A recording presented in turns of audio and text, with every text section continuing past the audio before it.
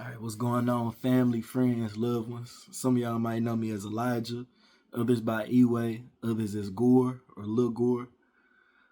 Today, I'm going to be bringing you a reading of a chapter of a book that's very near and dear to my heart. It's called the Kolbrin Bible, Kolbrin.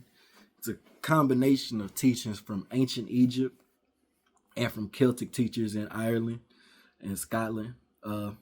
It's a very, very powerful book full of allegory and stories that are both historical and, of course, made up to teach the men of those times and women lessons on how to become more godly or more godlike human beings as the creator of this universe, of this earth intended.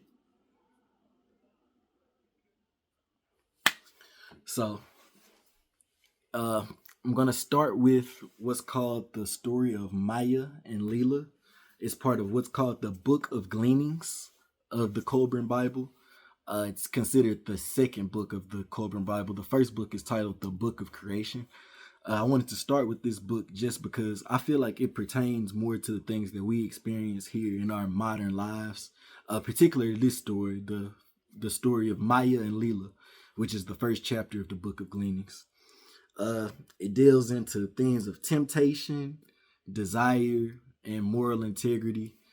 It really tells the story of a woman named Lila who's driven by her passion and love for this man, but she faces the consequences of her actions because he's basically already promised himself to another, and this woman's basically giving him a chance to redeem himself because he had already fallen.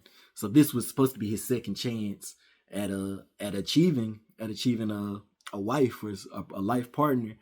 And his society in those days, in his time, his area, not every man could marry a woman. It was only certain men, specific men, those of good moral character who followed the rules of the society. So he was banished, and that's really where the story really begins, okay?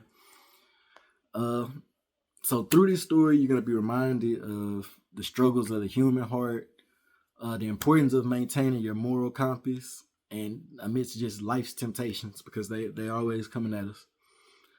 So for me, the Kolbrin Bible as a whole is more than just a collection of writings. It's a source of personal strength and wisdom.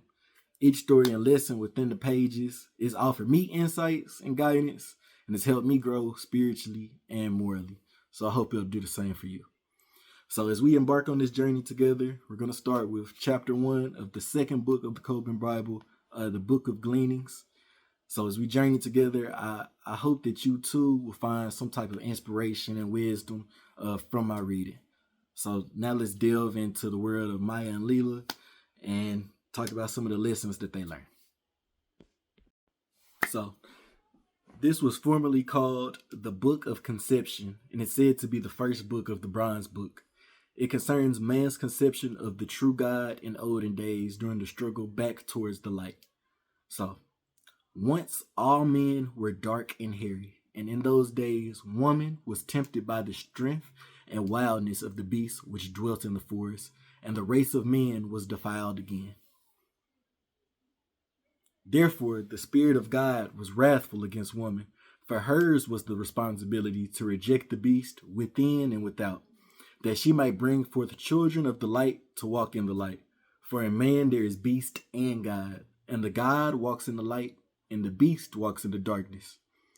Now, because of the wickedness that was done, there are among men those who are children of the beast. In man, the beast and God strive to decide whether he shall take his place among the gods that live or the beasts that die. And woman, in her weakness, betrayed him to the beast.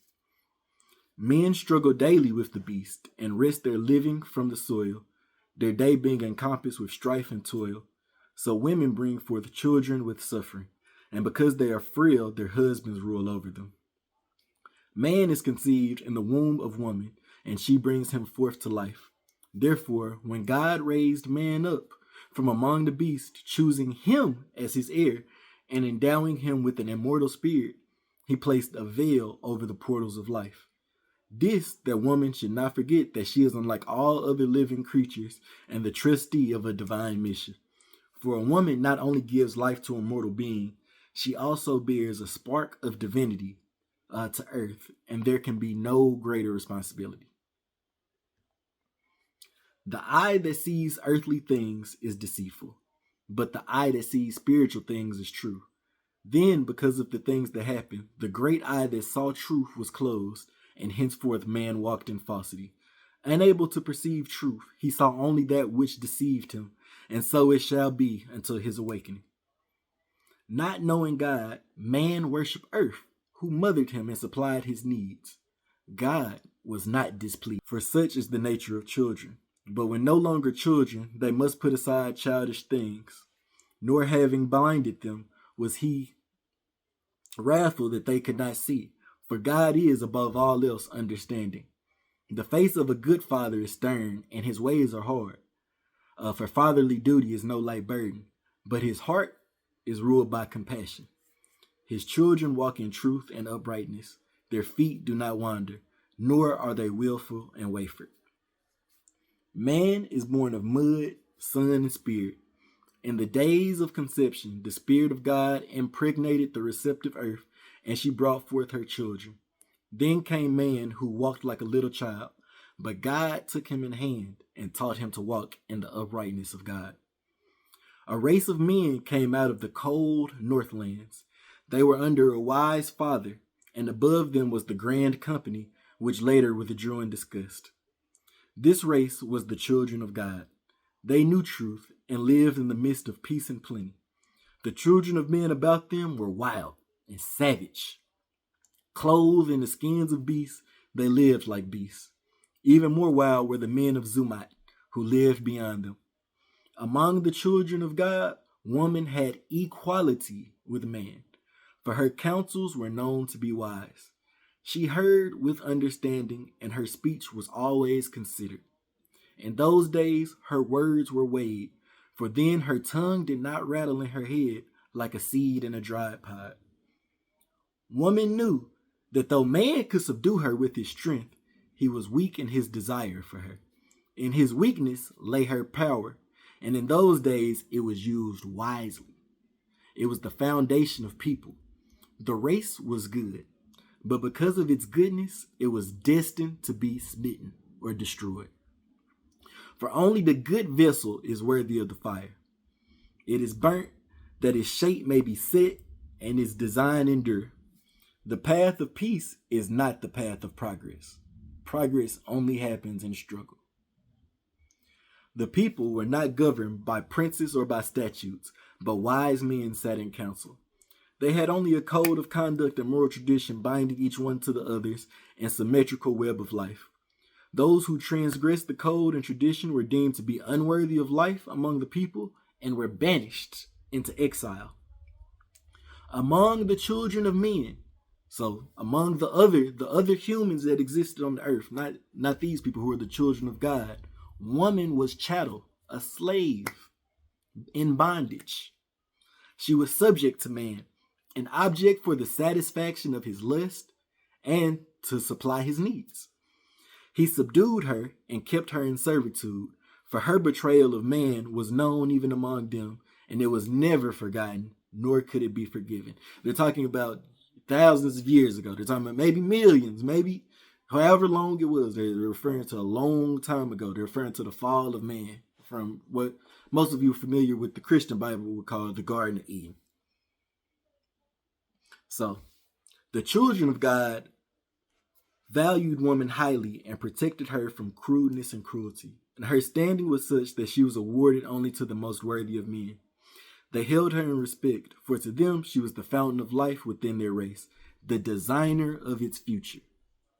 The designer of the future of the human race. Yet even so, they had to restrict her. They still, even the children of God, even though they had equality with women, they still felt that they had to restrict her because she was inclined to be willful and unheeding of her responsibility. So they're saying that even the men even though they had equality with women, they still had to make sure that they understood that they were the portals of the gates of life. that they did not skate away their responsibility, and that they were responsible for the next generations of men and women who came after them. Okay? So doing this, the people flourished, and from generation to generation grew in stature and comeliness. So not only did they got taller, and they got more beautiful. So the humans of that time, the children of God, because the women understood their responsibilities, they didn't really mess with everyone. They only messed with the best, the most upright men, not necessarily the best looking, but the most upright, the highest quality, of course, right? So because of that, their race, their culture, the people got taller and they got more beautiful. So they were the rising tide waters of mankind surging towards its destiny. The destiny of mankind is to be with God. God is it. So at this time, these were the closest. These were the closest. They were the ones who were rising to that potential. The right of man to mate was decided according to his standard of thought, his uprightness, the manner in which he upheld the code and tradition in his dealings with man and woman. The fittest men could choose a mate among all women, but lesser men could only seek among the less desirable according to a known standard. We still follow that today. It's a little bit more than having a good appearance, right? It's the quality. Okay. So to some who only had the outward appearance of men, no mate was given, while the noblest men could take additional ones from the ranks of lesser women. Thus, the race ever tended to improve to accord with this design. So, any man who was considered less quality, and we can't know because it doesn't tell us what they considered a less quality man. They weren't allowed to get with anyone. They weren't allowed to marry. They weren't allowed to have children. The best of the men were allowed to have multiple wives, and they could even take wives among the women who were considered less desirable. And they did that because that was their responsibility as a man too, to make the culture better, to make the culture stronger, to make bigger, stronger, more morally right people, right? And that was the idea.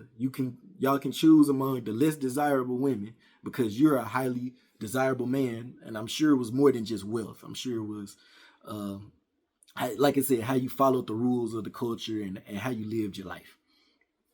And if you were among the more desirable men who followed those codes, who probably had a nice outward appearance, you were allowed to take multiple wives and have children with them so that the culture could steadily improve. Okay? So, the council of people knew well the strength of man's desire for woman. The force of the urge was not wasted, for their forebears had harnessed it to the vehicle which carried their race to greatness above others. Following this code had transcended their culture. They were the height of human progress in their time. The race which could properly channel the forces obtained within itself was ready to control the forces beyond itself. So any culture of people who can learn self-control, control of self, or maybe enlightenment, a form of enlightenment, they are given the responsibility by God to spread themselves throughout the earth. Let's see here.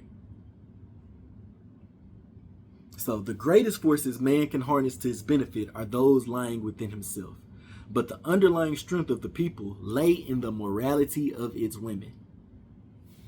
For this was the strength that governed, because it was the safeguard for something of value. Valuable. We come into this world, we don't have nothing valuable to give.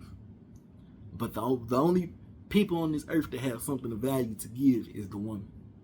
Because she holds, of course, the gates of the portals of life.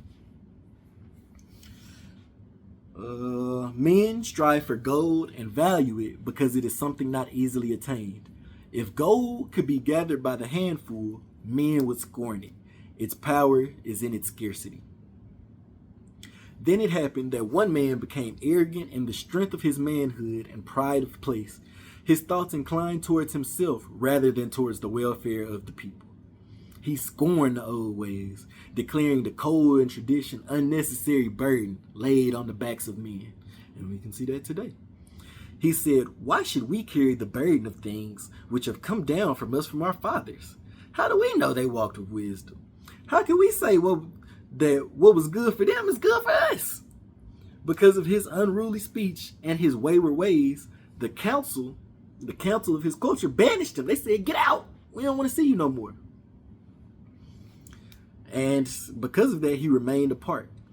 His heart would have been humbled in wisdom, but among the children of God, there was a woman, one of the most desirable and beautiful women in the whole area. She was the best. She was the buku. She was great. Everything about her was great, from the way she carried herself to the way she looked. So she intercedes for him so that he might return to the culture, so he can live among them. So she's saying, please don't make him serve this punishment. Don't send him to the woods. Don't send him out there with those hairy dudes, with those evil people. Like, keep him here with us, and I can, and he'll be okay. He'll be okay. I'll make sure he's okay. So she did that. The woman sought him out in the wilderness after speaking with the council. And she said, she came upon him and said, though, because of my heart, you appear to me as the finest of men. In the eyes of the elders, you are unworthy to claim me. Therefore, I have spoken for you. Now come, go before them yourself and say that the wilderness has changed your ways. By so doing, you will find favor with the council, and perchance I may become your wife. The strength and courage I admire place you high in regard of men and in favor with the elders, but your wayward and inconsiderate spirit is unworthy of your body. Though you find favor in the eyes of the young and foolish women who see only the outwardness of your body and thereby become more foolish, the eyes of wise women see your naked spirit and are not deceived. Therefore, disregard the glances of foolish maidens and carry yourself well. Act in such a manner that you find favor in the sight of wise women. And said she, I am not Maya. Am I not Maya, the most desirable of women, one whom all men seek? Yet will I remain reserved only for you. Therefore, you better make sure that you're not unworthy of me. That's what she told him. So she said, I'll reserve myself for you, even though I know you ain't nothing right now, but I see potential in you. So I'm a wait for you. I ain't gonna get with nobody else. I'm gonna wait for you because I believe that you can be some amazing one day. But she told him, she said, you got to make sure that you're not unworthy of me. So you need to come back better. You need to show the people, the elders, that you can be a better man and you won't, turn your back on the traditions. Okay? So the man came out of the wilderness and wastelands. He went before the council of wise women and said, what must I do that I may have this woman for a mate? For I desire her above all things, even above my own life. For her, I will become the most worthy of men among the people. Her standard being high, I may not possess her otherwise. The wise women answered him, saying, for so long shall you conduct yourself in this manner. And then they set him a time and task. That it should be well, the task was to be done with heart as well as deed. But the man accepted it gladly, his heart not in the day, but in the days to come. The council and the elders said, what the wise women have done is good. It will be well and to the people's benefit. The man rose manfully to the task and was magnificent in his manhood. His new ways of gladdening the hearts of all the maidens, many of whom were disturbed by strange stirrings within their breasts. So he's come back and he's better than ever. He's smiling, he's happy, he's on a mission. And all the other women of the area, they're seeing him and they're getting horny. They're like, oh, he's back. Oh, thank you. Okay. So among these was one of the less desirable, less beautiful women whose heart burned fondly for him, her thoughts resting upon him continually. But she knew that in his sights she was of little account. Her name was Lila. So the woman who got him out of the woods, who got him out of exile, her name is Maya. This new woman who's seeing him, who's not as desirable as Maya, her name is Lila. It happened that, arising early one day, she saw the man depart into the forest by the swampland, going about his task, and she took counsel with herself and followed him. She came upon the man while he rested in a place of solitude, and approaching spoke softly, saying, "Hello, my lord, it is your servant Lila." "Oh, my lord, are you not weary with the tasks burdening your days? Also that you lack a companion to lighten your burden. Where is she who set this load upon your strong back? Where is Maya? Where is my kinswoman, who without doubt is more beautiful than me, and much more desirable, and therefore she's much more of a greater reward than me for the task that you're doing? Is she resting, or is she gathering fruit in the gardens? Without doubt, her thoughts are with you, but is she not unduly hard-hearted in that she fails to comfort you? She watches you. She watches you do all of this hard work that they're telling you to do, but she doesn't come lighten your load. She told you to do all of this stuff, but she won't come ease your burden, my God. So Leela, she tells him, that's what I can do that for you. I can lighten your burden, okay? So she says, "Is it perhaps that despite her loveliness, the heart of this woman of your desire is not the heart of a woman? It is like the mock orange, sweet to look at, but bitter to bite. Or is her heart in the keeping of the elders, that she prefers the ways of the old to the ways of the young? What has she done to you? Has she not humiliated your manliness by harnessing it like an ox to the customs of the people? Can it be right that the decrees of old men long dead should come between living man and woman? Is it not more fitting that the customs of men submit to the law of her who gave us our natures? This desirable woman is yours, providing you toil and wait. She is yours, but not without conditions. She does not come without reservations as a woman should, but like a man who comes to an ass, bridle in hand." So he's saying she came to work you. She came to make your life harder, you know? So Leela tells him, "My heart burns for you with a flame that comes nigh to consuming my body." She's like, I just want you. I just want you bad. She says, "Take me and accept my humble offering. I give all freely. I give all freely. I will be yours without any conditions. Oh, my Lord, which of us women truly offers you the most? She who concedes nothing? Or I who will even be accursed by God and men just so I can be with you? I, who am nothing in your sight, require no sacrifice from you on my behalf. I ask nothing, and I offer all woman can." Then Leela knelt at the feet of the man and placed her head on his knee. The man was sorely troubled in his body and wrestled with it, but his spirit brought before his eyes the vision of the more desirable maiden, and he was strengthened. He arose and said, "Begone and tempt me no more." Then Leela departed and went her way. But within herself she brooded, and in the course of days her thoughts hatched a dark scheme. She mixed a forbidden potion from herbs, and putting it into a pitcher of water with honey, took it to the man as he toiled in the heat of the declining day. Seeing her, the man said, Why have you come back? Why are you coming back?" And she answered to him, saying,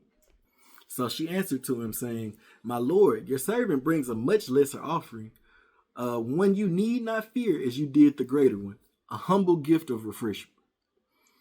The day being hot and the toil arduous, the gift was not unwelcome." The man drank heavily from the pitcher, and because of the potion, his spirit slipped, while the beast entered his body in strength. So basically, she gave him some horny medicine. She said, "You're gonna get that thing up. You're gonna stop thinking with this and with this, and you're gonna think lower. You're gonna vibe lower." So she got him horny. Uh, when the fire, let's see, when the fire of his passion was quenched by the waters of lust, his spirit returned. So we all know his post nut clarity. His spirit returned, and he reviled the woman. He said, they want you. He said, what have you done? Why would you destroy me like this? Why would you do this to me? The woman replied, the deed is yours, my lord, for you are a man and I am a woman. Familiar. Then the man became afraid, for he knew the code and custom. He became angry after the manner of frightened men and shouted, begone from my sight, you viper, lest I crush you. Lila answered quietly, my lord, why be wrathful or afraid without cause? For this thing shall be a secret between us. None will ever know of it. Behold, my lord, are you not free again, and the yoke removed from your neck? Now you may know the joys a woman can give, without submitting to all this work and labor and intense stuff that this woman Maya needs you to do so you can be with her. You can just be with me. It'll be easy. Therefore, take your ease, for life is good to you now. It's good. The words of the woman were not sweet to the ears of the man, for he was filled with remorse for what he had done. He said, you are not the maiden of my tender desires, in whom my heart delighted, and for whom I gladly undertook this task. What now of whose beauty compares with the glory of the sun, whose gentleness caress at the sunbeam, beside whose brightness you are no more than a gloomy shadow? Lila replied, she is indeed as the sun. You may worship from afar, but never touch, lest you be burned and destroyed. I am the woman of your body, whom your flesh has chosen. What has this other woman done for you? Did she not sharpen the sword on which you cut yourself? If one lights a fire among reeds, knowing a man sleeps there, who is to blame for his burning? The fire who lit it, or the reeds? It is beneath your manliness to turn on me. Thus I am not shamed for your sake. And who among women would invite the wrath of gods and men as I have done? Be content with the wrong your lust has already wrought. This is an evil deed you have committed, but because we are now united in the flesh, no harm shall befall you through me. She said, I ain't responsible for this. You did it. You ain't have to have sex with me. That was your choice. You made that decision. Okay? So thenceforth, among the people, they went their separate ways. But flesh called to flesh, bringing them furtively together in secret places. Each dwelt with the reproachable whispers of their spirit, and each walked in the shadow of fear because of the code and tradition. Now the elders were not without shrewdness, and they saw that the man was no longer diligent in the task, and had returned to his former ways. Also, he avoided the eyes of Maya. He didn't want to look her in the eyes, and he was no longer reserved with women. Having sampled forbidden fruit, he now saw other varieties. So now he ain't chilling like he was before. Now he's all for where the other ladies at? Sure.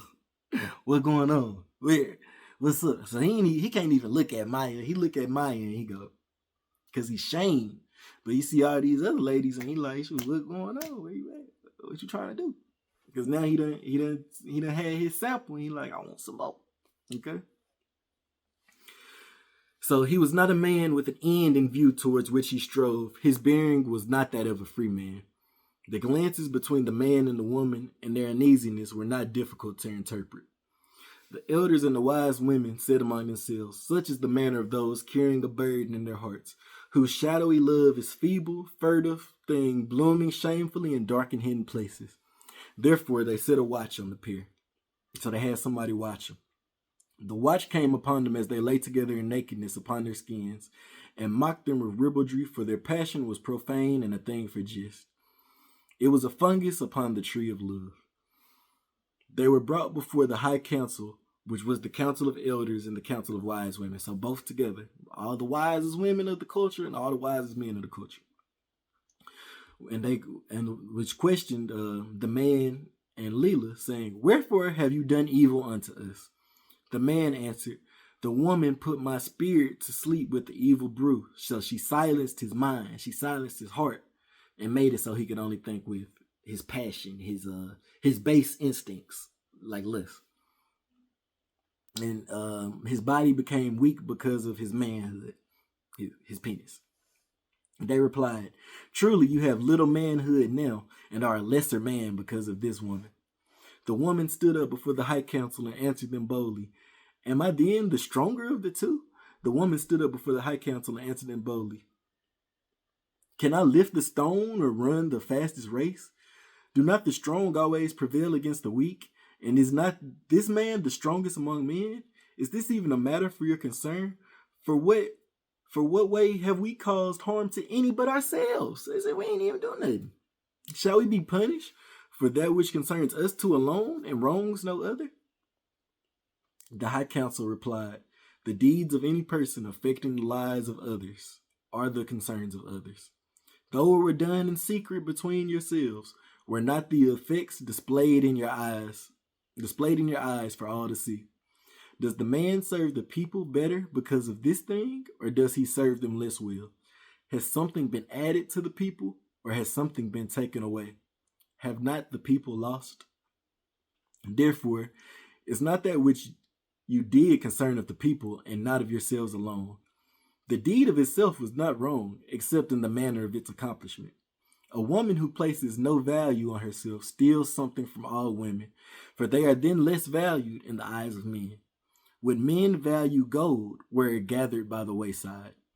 Above all, what of God-given love? Have you elevated or degraded its means of expression among men and women? Among the people who value gold and above all else, he who debases or adulterates it commits a wrong against them. Here, where love is valued above all else, and woman honored as its custodian, those who debase it are regarded likewise. So you're saying that y'all's act, it put a discount on love around this mug. So now you got everybody wanting, you know what I'm saying, wanting to see if they can get their own little piece without, you know what I'm saying, being a good man per the rules of their society. So we dwell in a pleasant place amid peace and plenty, an inheritance from our fathers, the children of men who inherited the wasteland. So they saying that our ancestors didn't have nothing. They built this. They built this so we could achieve greatness. And y'all really willing to tear it apart. Are our fathers less wise than theirs, than the customs of their fathers should be spurned? What have you done that relates to your two selves, and by your two selves shall your punishment be carried out? This is not a punishment for any wrong done to us, for we are old, and it affects us little. We punish because we have a duty to the young, to the unborn of our race. We have an even greater duty to the hallowed things which inspire mankind and enthrone man above the beasts. Your wrongdoing affects no man or woman, yet it affects all men and women. If left unheeded, will not be without effect on children yet unborn. The code and tradition is the pillar of our people, and the pillar may not be struck with impunity. Though it be strong and one blow will not damage it, many blows will bring down even the stoutest pillar. A blow left unheeded encourages another. A deed disregarded is a deed encouraged. A people can be judged by things it punishes and the things it permits. The swine revels in filth, and therefore attacks anyone who enters his pen.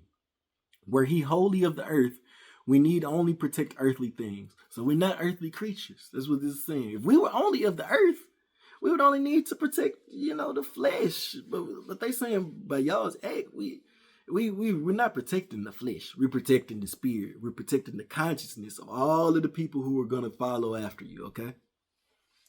So the council said, "Thus we banish you forever from among us, unless in your old age you are permitted in mercy to return." So they said, until y'all are old, don't ever bring y'all ass back here. Y'all stay away.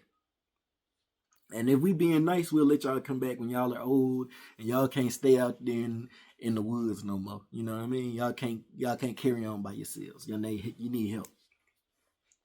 In this manner were the man and woman banished from the tilled land to wander the wilderness beyond.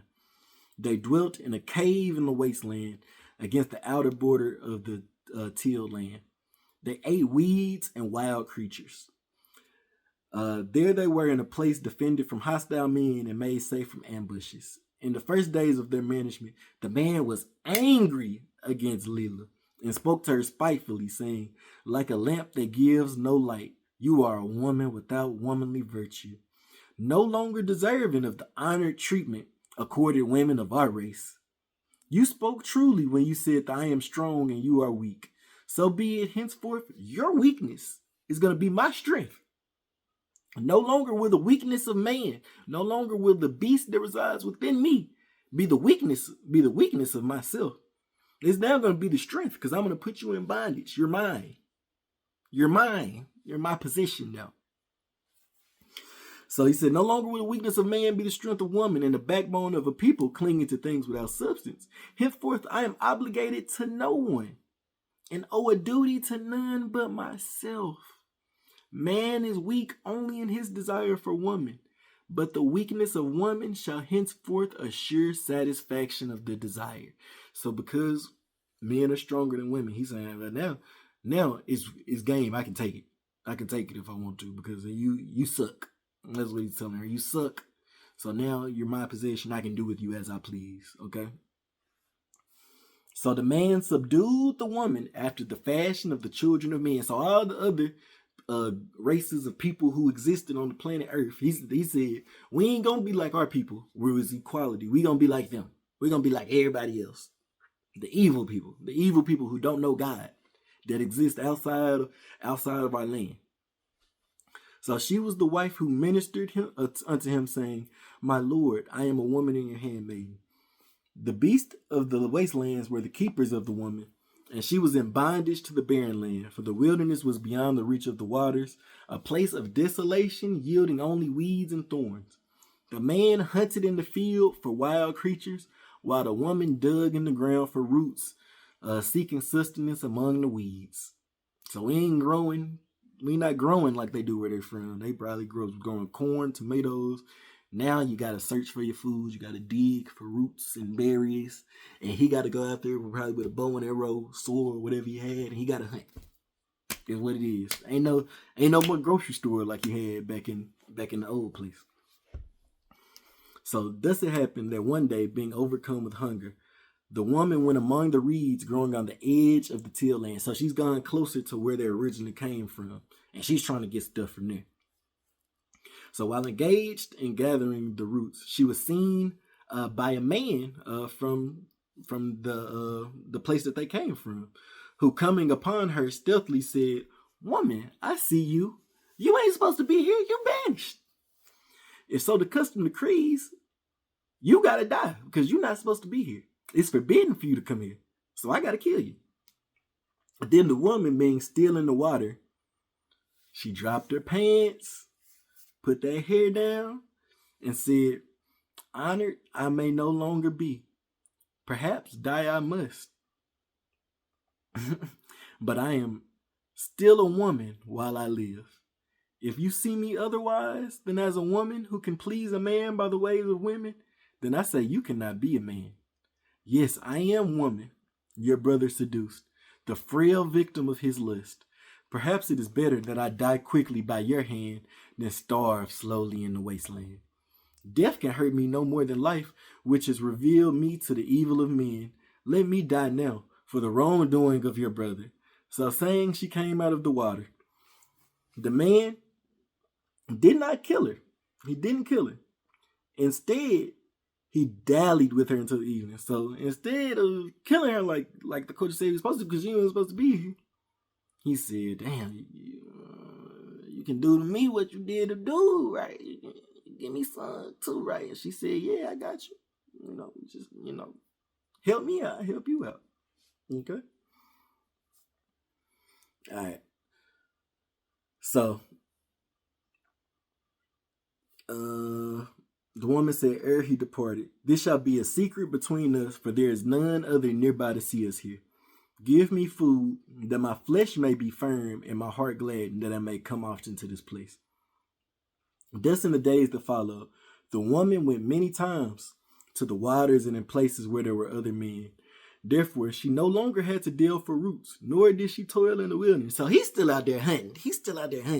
She said, nah, I ain't with none of that. I'm just going to tell the partners from the old spot, they can come get some. They going to trade it. They going to trade it for, they going to trade the food that they have, so they going to feed me.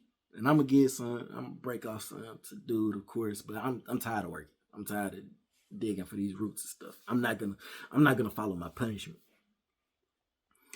So because of this, the children of God, the elders, they banished the other men into the wastelands because of her, because they knew what they were doing. They knew.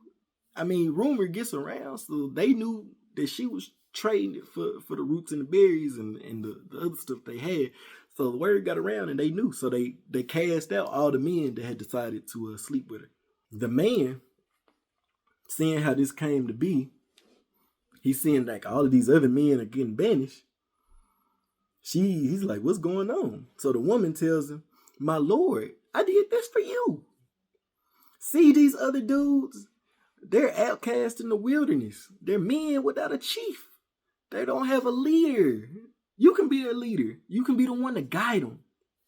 So gather them together and they may hunt for you and serve you. So she's telling you can be a king. You can be a king. You're the biggest. You're the strongest. Everybody wanted you before. All of them, they're kind of scared of you anyway. You can just go smack one of them and say, I'm the king. And they all going to do what you tell them to do. So she says, what I have done for you and you, for you alone, to your strength will be added their strength. And the loss of the people in the fertile lands will thus become your gain. So because they banished them, you get the strength of these other men. What is there that strength cannot obtain? If your desire is for other women, will strength not obtain them? Therefore, revile me not, because I have now placed in your hands the means to that which you desire. Now I say to you, and speak truly of things only a woman can know, that you are a better man than those who live bound to the till lands. Those women secretly despised them for their servility to the code and tradition. The man was stirred up by these words and went out about unto the others, approaching them, saying, behold, we have been cast out because we have followed the ways of men according to the nature of men. Our manhood is good.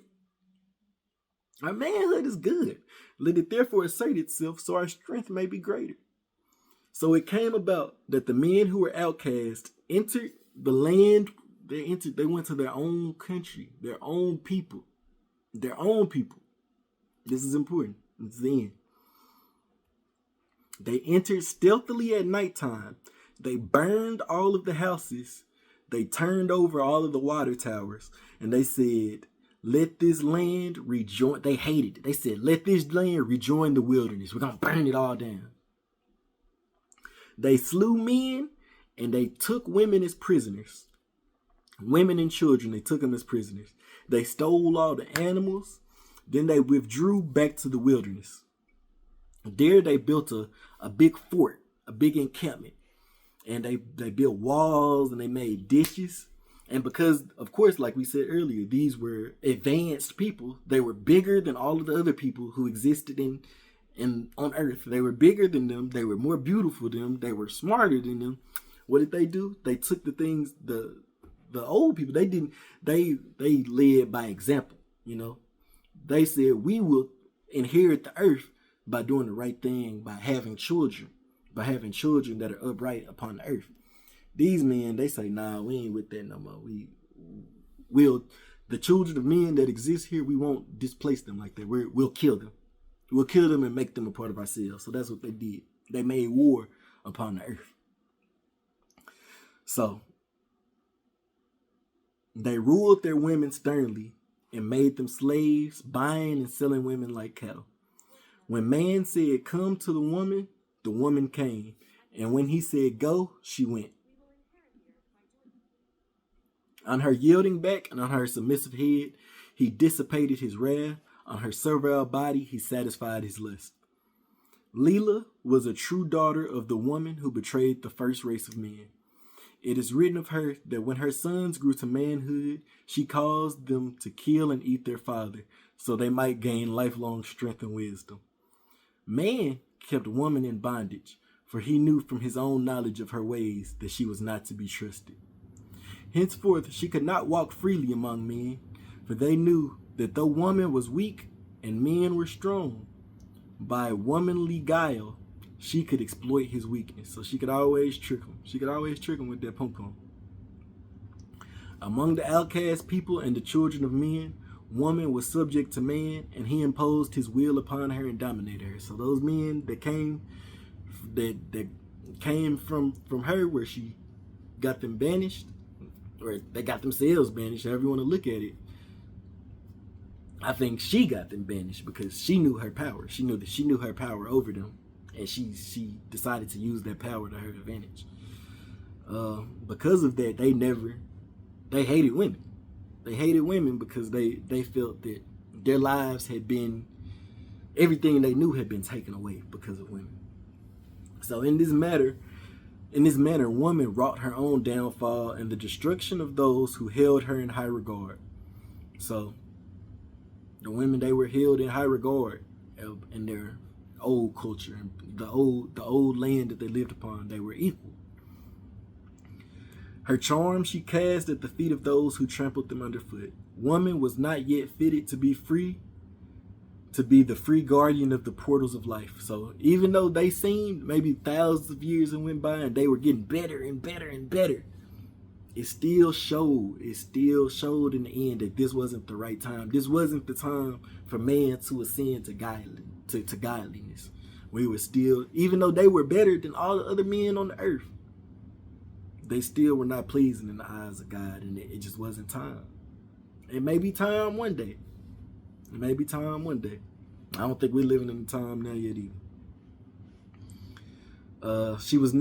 Woman was never wise enough to choose the fathers of the race, for she was ruled by womanly waywardness and not by wisdom. That is the end of chapter 1 of the book of Gleanings, the story of Maya and Lila. It's an interesting one. I hope y'all dive into the comments and definitely talk about it because this is it's a very insightful chapter, and I think there's a lot to learn for not just me and you, but there's a lesson here to teach to your children, to your children's children, to your children's children's children. Okay, so carry this on, keep this in your heart. Peace and love to all of you. May you